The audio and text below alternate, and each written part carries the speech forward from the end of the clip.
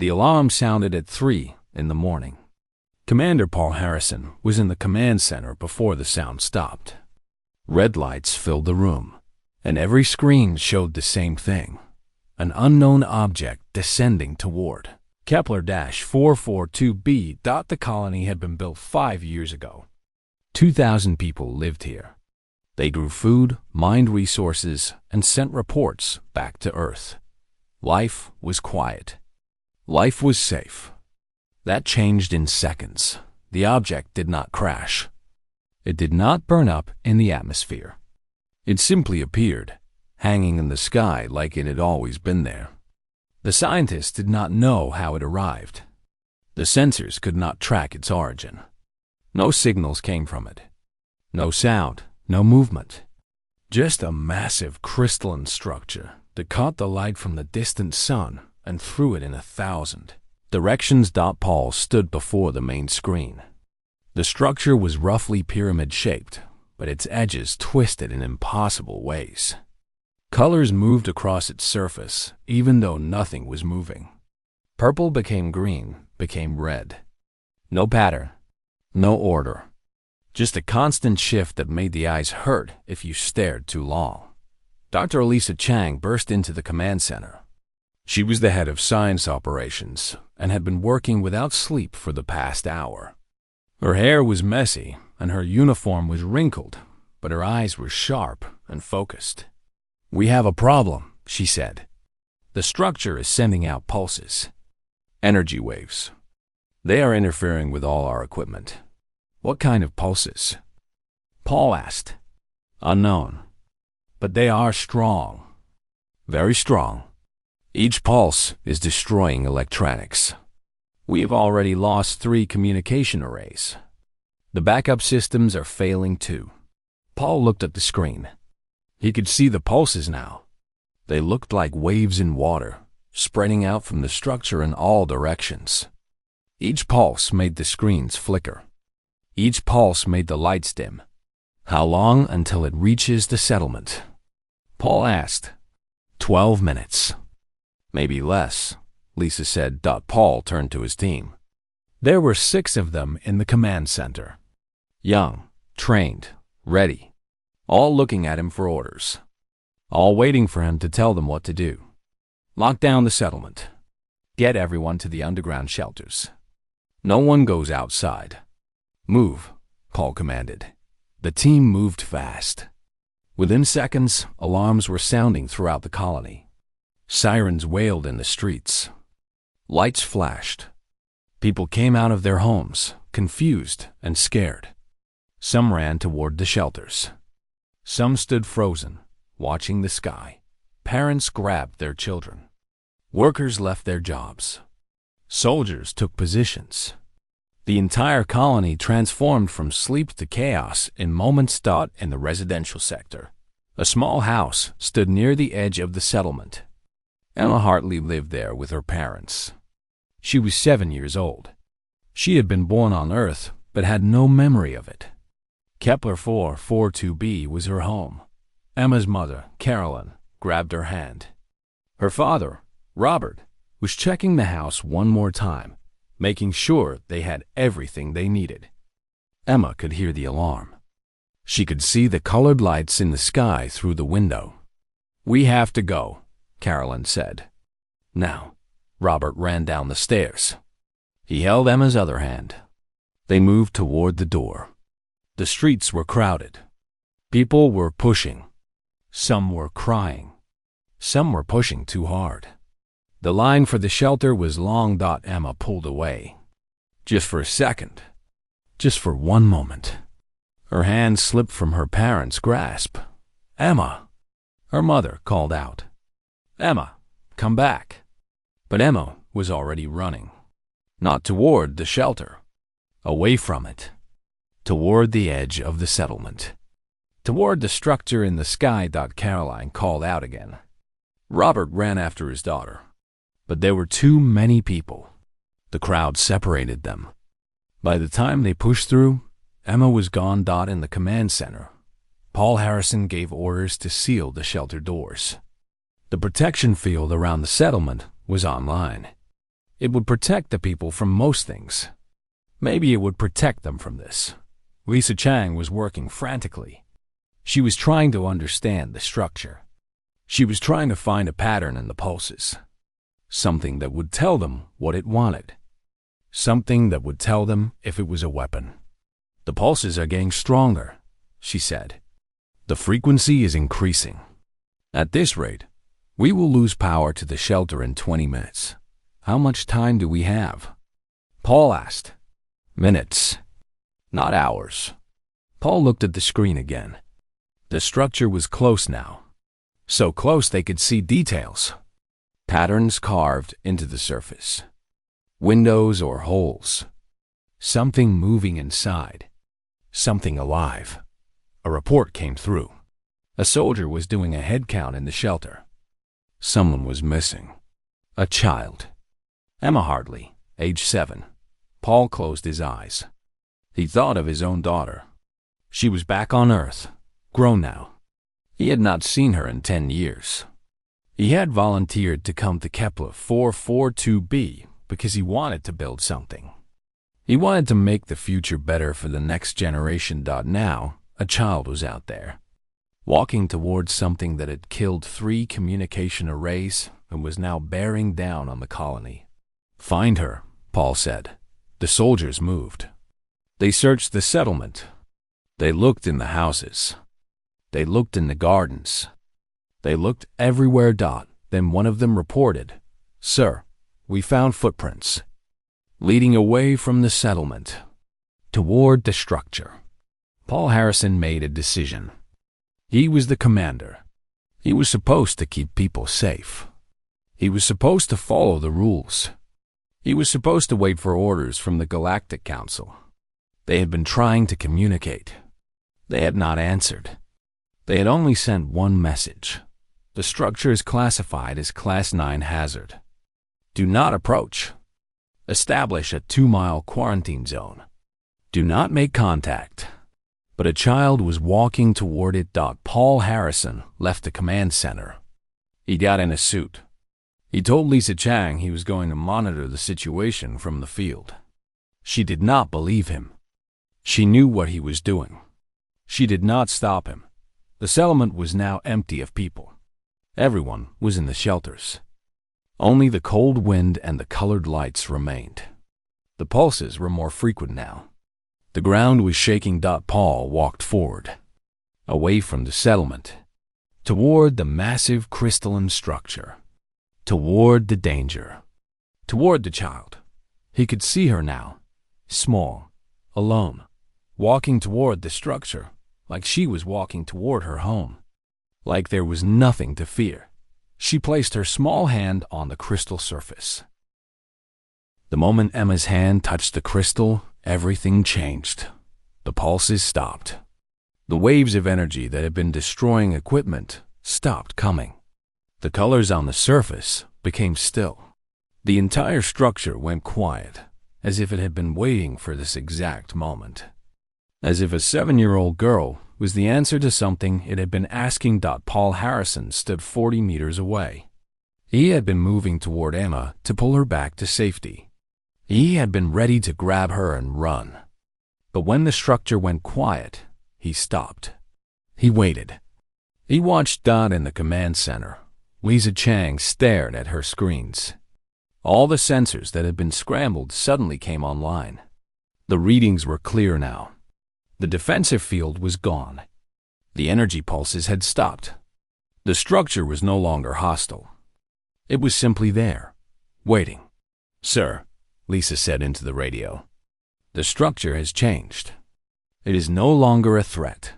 The Galactic Council had established a quarantine zone 2 miles from the structure. They had sent military ships. They had sent scientists. They had tried probe after probe to understand what was happening. Each probe had been destroyed. Each approach had failed. Now they received the message from Commander Paul Harrison himself. A human child had deactivated the structure. A child had done what no technology could do, what no weapon could accomplish. The Council's response came quickly. The structure remains a Class 9 hazard. Commander, you are in violation of protocol. Return to the settlement immediately. Do not allow the child to remain in contact with the structure. Repeat, do not allow contact. Prepare for Containment Protocol Alpha 7. This zone will be sterilized. Sterilized. That meant the entire area would be destroyed. Everything within the quarantine zone.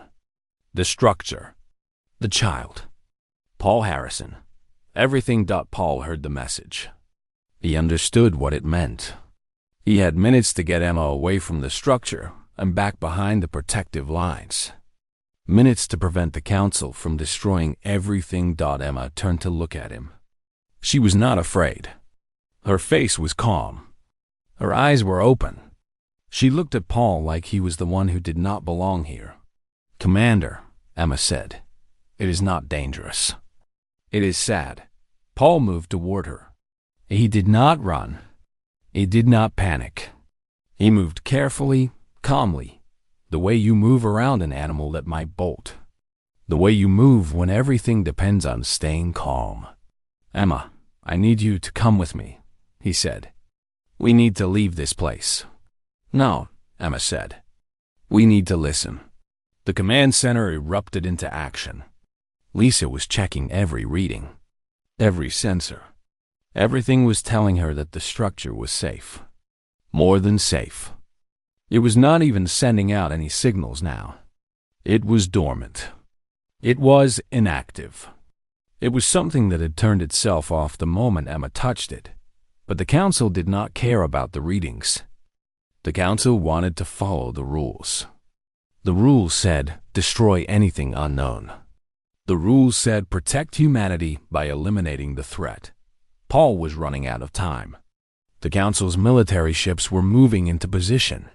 They had weapons. Advanced weapons.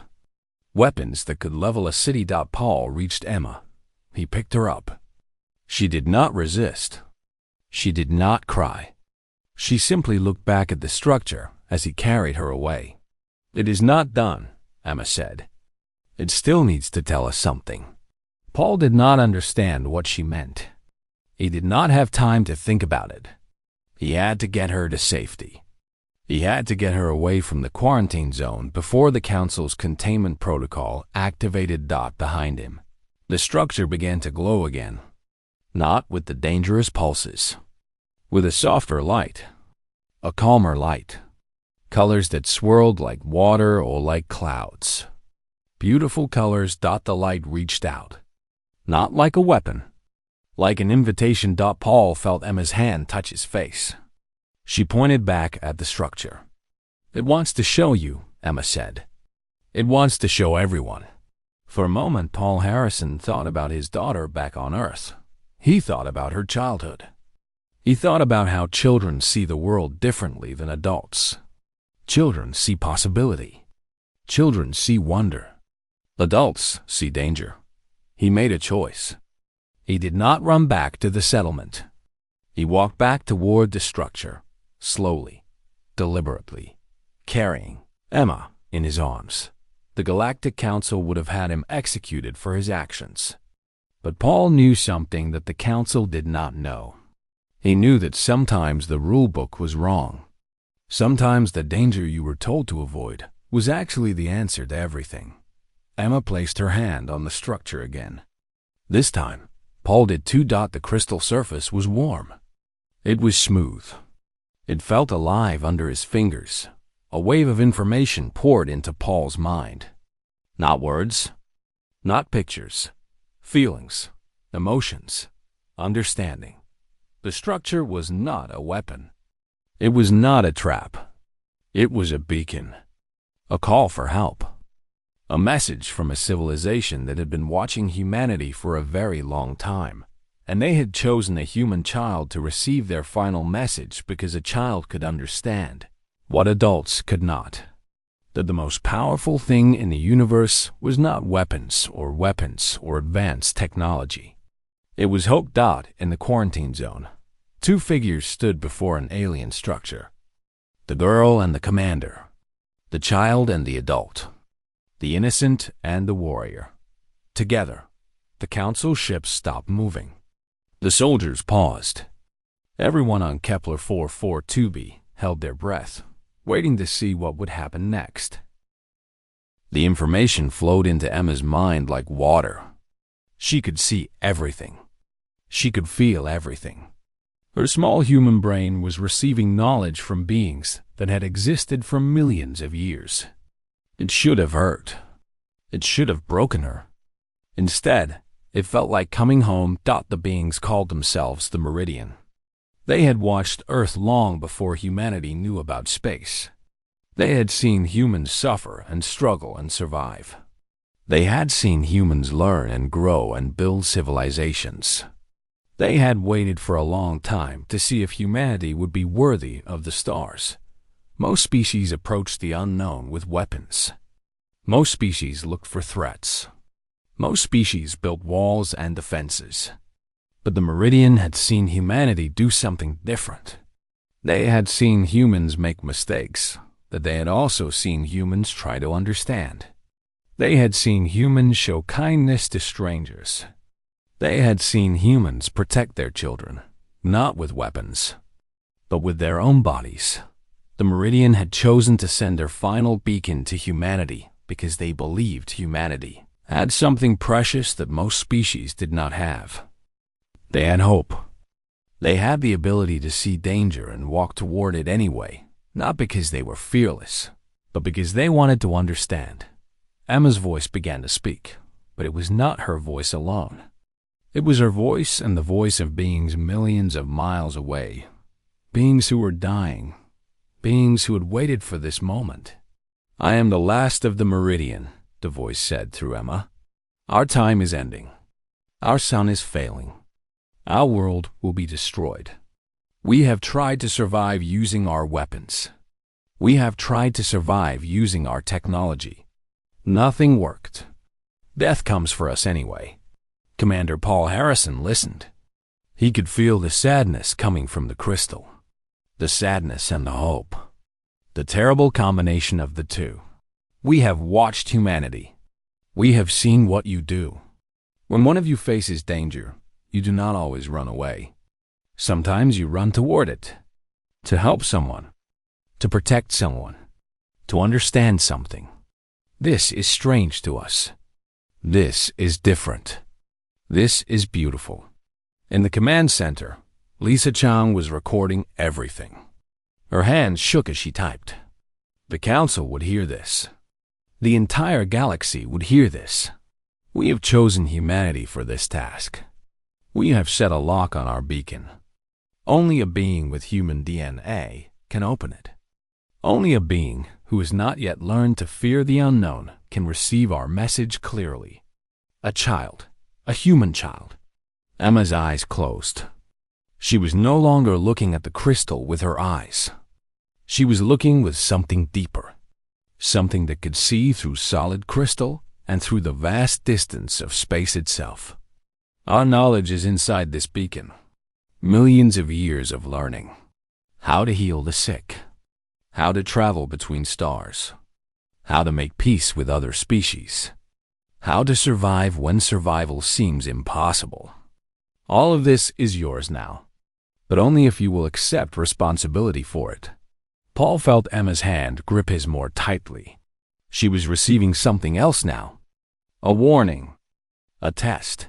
"Other species will fear you now," the Meridian said. "They will see what you can do with this knowledge. They will see what humans might become. They will want to stop you. They will want to keep humanity as a weak species. A slave species. A species that follows orders and does not think for itself." The beacon pulsed. Not with dangerous energy. With light that was warm and golden. "You must choose. You can refuse this knowledge. You can tell us no. You can live your lives as you are now. Safe, small, unknown. Or you can accept what we offer. You can become something new. You can become protectors of the dying. You can become builders of futures. You can become the bridge between species." Emma opened her eyes. When she looked at Commander Paul, she was both herself and something more. She was 7 years old and ancient at the same time. They want to know, Emma said. They want to know if humanity is ready. Paul Harrison looked back toward the settlement. He could see the protective shields. He could see the soldiers. He could see Lisa Chang in the command center, watching him, waiting for him.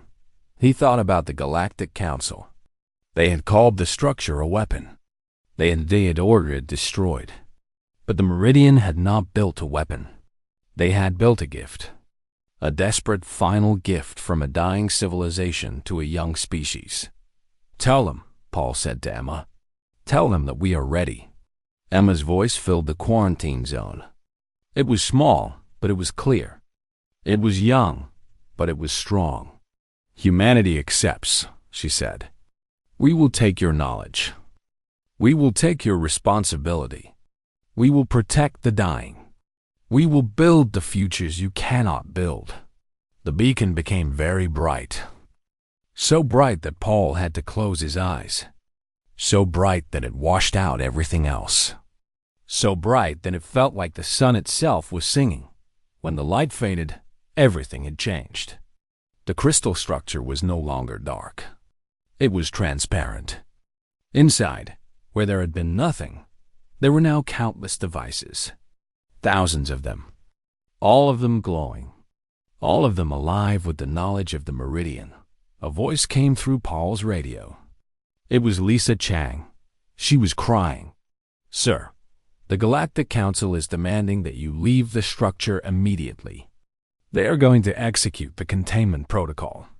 They are going to destroy the entire zone. Paul looked at Emma. She was smiling. Not the smile of a frightened child. The smile of someone who had just received the greatest gift in the universe. Tell the Council, Paul said into the radio, that humanity is no longer available for destruction. Tell them that we have something they did not know we had. Tell them we are ready for what comes next. The Council ships stopped firing. They hesitated. In that moment of hesitation, everything changed. The Meridian did not need weapons. They had never needed weapons. They had only needed someone to understand. They had only needed a child to walk toward the unknown. Without fear, and humanity had finally found its place among the stars. The Galactic Council met in emergency session. Representatives from 42 different species gathered in the Great Chamber. Each species had a vote. Each species had a voice. And now they had to decide what to do about humanity. The VLOC delegation spoke first. They were a military species, built for war and conquest. They had spaceships that could destroy planets. They looked at humanity and saw a threat. This is insane, the VLOC commander said. A child touches a structure, and suddenly humanity has access to technology that took us billions of years to develop. This is not fair. This is not right. This violates the rules of the Council. The Kreth delegation agreed.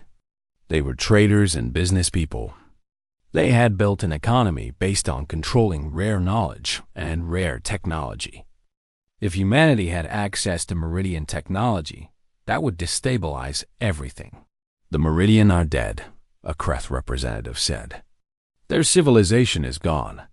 Their assets belong to the Council. Humanity has no right to claim this technology. It should be seized and controlled by the Council itself.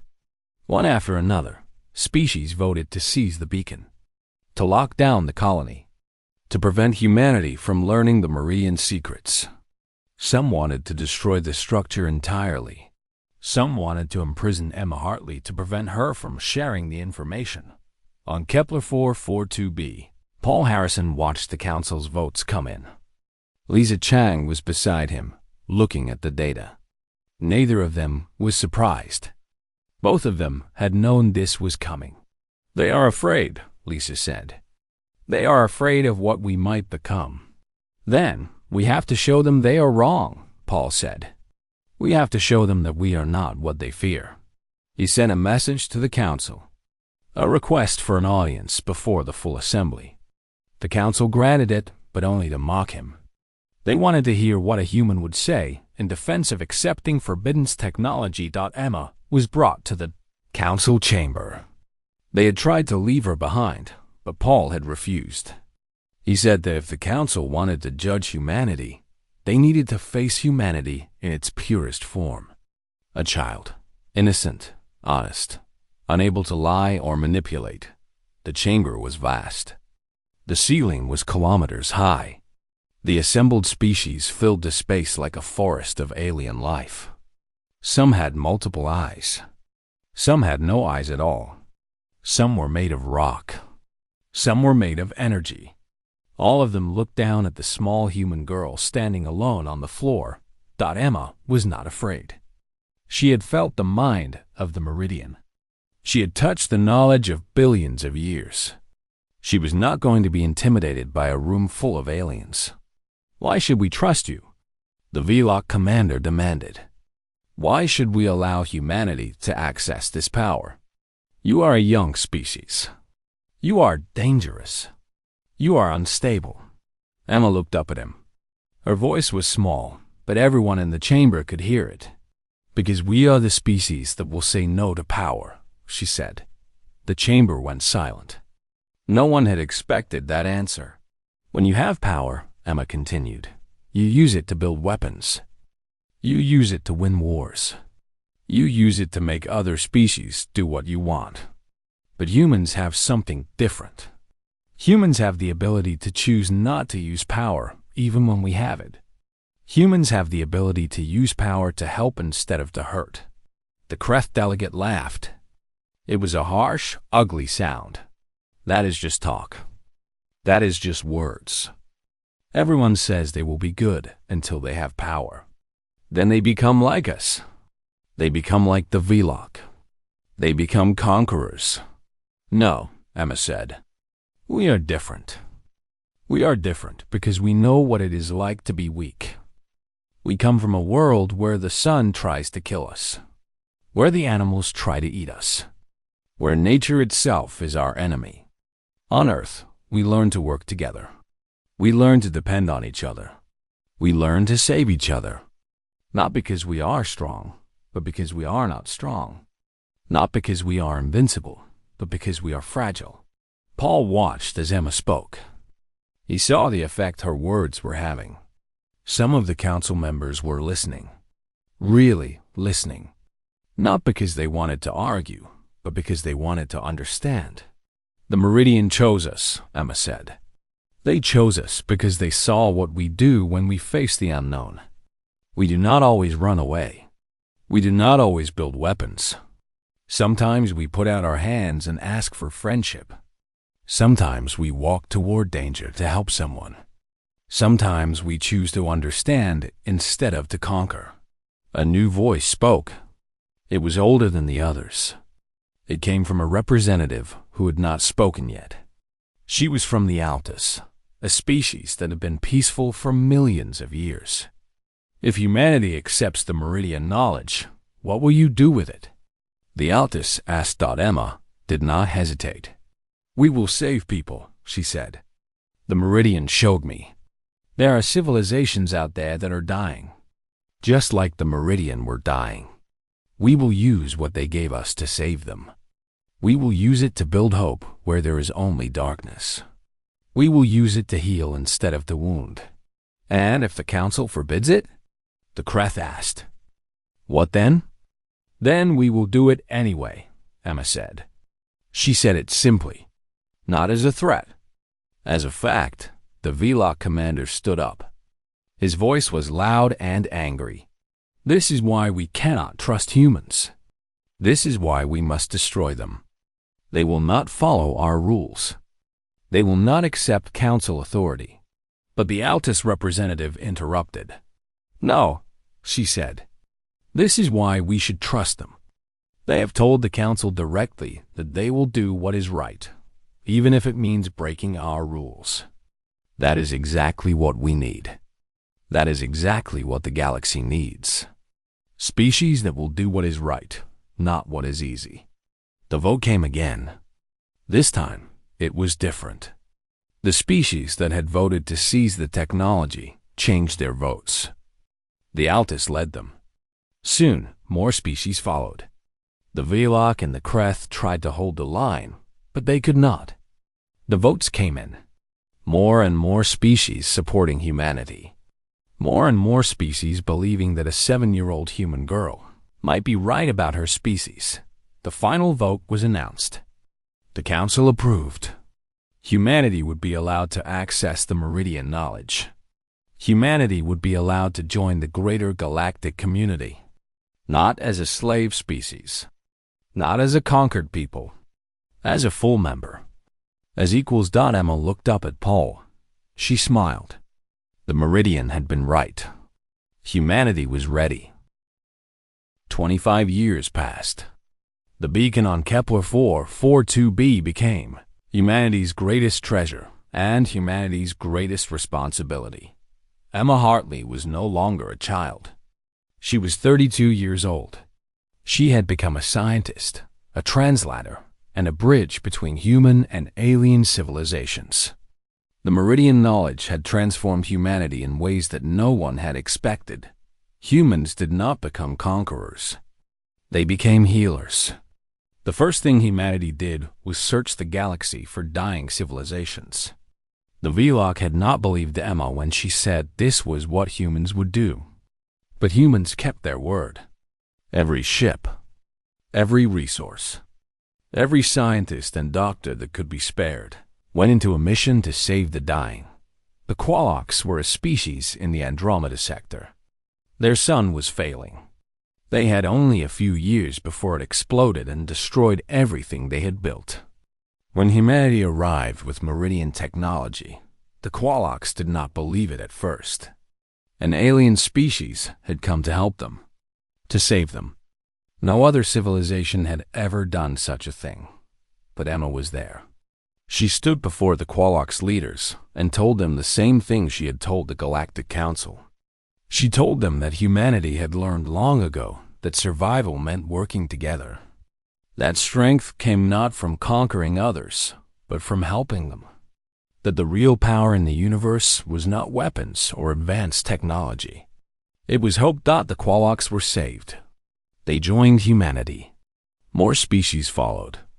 The Therians, the Mox Collective, the crystalline beings that existed in dimensions humans could barely perceive. One by one, they were saved. One by one, they became part of a new alliance. Not the Galactic Council anymore. Something different. Something better. The Alliance of Hope. The Velok watched and did not understand. They called it weakness. They called it a waste of resources. They said that humanity was destroying itself by helping others. But they were wrong. The more humanity saved, the stronger it became. The more civilizations joined the alliance, the more knowledge was shared. The more knowledge was shared, the more problems could be solved. Medical technology advanced. Travel technology advanced.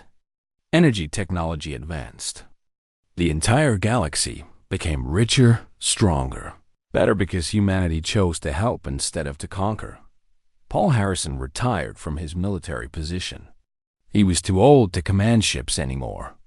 His hands shook slightly, and his back hurt when he stood too long. But he was happy. He had seen humanity become something great. He had seen a child save his species. He lived on the station orbiting Kepler 442b.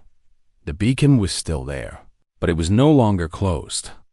It was a school now, a place where young humans and young aliens learned together, where children from every species in the Alliance worked together to solve problems, where Emma Hartley taught them about the Meridian, about the civilization that had died so that others could live.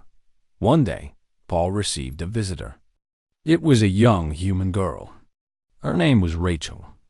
She was 7 years old, the same age Emma had been when she touched the beacon. "Commander Harrison," she said, "I want to do what Emma did. I want to help save civilizations." Paul looked at her. She looked back at him with eyes that were open and unafraid. eyes that had not yet learned to be frightened by the unknown. "Then you will," he said. "That is what humans do. We help. We save. We look at the darkness, and we do not run away. We walk toward it." Across the galaxy, other humans were doing the same thing. Some were in laboratories, discovering how to cure diseases that had plagued civilizations for millions of years. Some were in schools, teaching the next generation. Some were on ships, traveling to find the next species that needed help. The Altus representative was still alive. She was ancient now, even by the standards of her long-lived species. But she still attended council meetings. And sometimes she would look at humanity and smile. She had been right. Humanity had proven itself.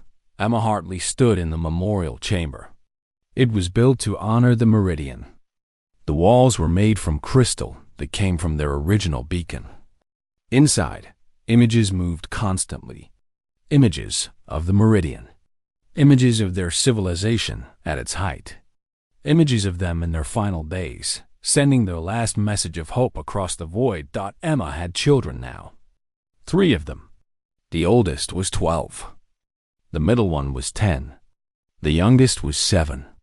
The oldest had asked Emma what would happen if an alien species tried to hurt humanity. Emma had thought about this question for a long time before answering. "Then we will defend ourselves," she said. "We will fight if we have to. We are not weak. We are not pacifists. We are warriors when we need to be. But we are something else too.